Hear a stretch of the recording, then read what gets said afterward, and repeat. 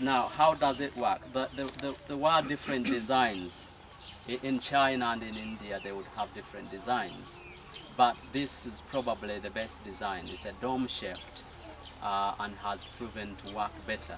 If you don't do it as a dome-shaped, the gas get trapped in the corners. So if you build a rectangular one, you know, gas would be stuck in the corners.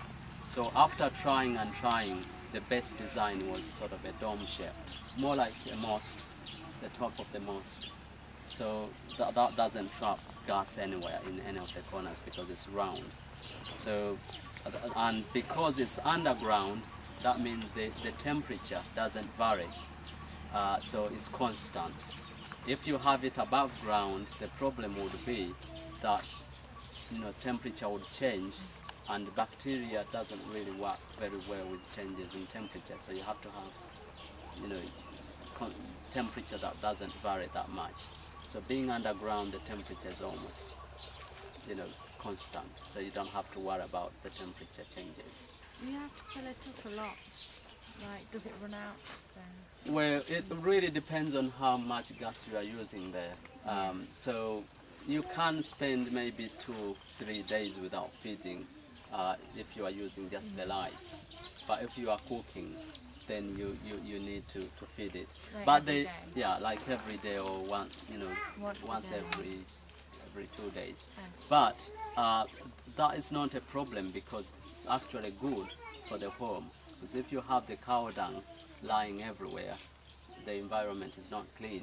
So you know, the very fact that you are removing the cow dung from the shed, the cow shed, and putting it in the digester keeps the whole place clean. So it's not really a job. It's not seen as a job. It's seen as a cleaning job. You've got to do it anyway. Yeah, you've got to do it anyway. So it's not an extra job to do as such. So you know you get enough gas. The environment is kept clean. So it's not really a job in a sense. But you need to feed it depending on how much gas you use. If you don't use it, the gas doesn't escape. What happens is that too much gas would accumulate in the digester, and then the mixed stuff would be pushed outside. So in 2 days, there will be a lot of stuff coming out because you are not using the gas. So the whole thing wouldn't burst. But if there was no expansion chamber, then within 2 days it would burst because there would be too much gas. Because in there is 1.8 gas volume. If the whole thing is fed very well, you get 1.8. So that's the volume of the gas.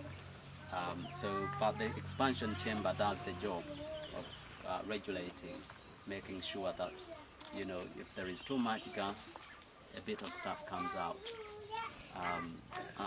And then there is nothing else to do. You don't need to do anything. Once it's been built, what you have to do is to feed it.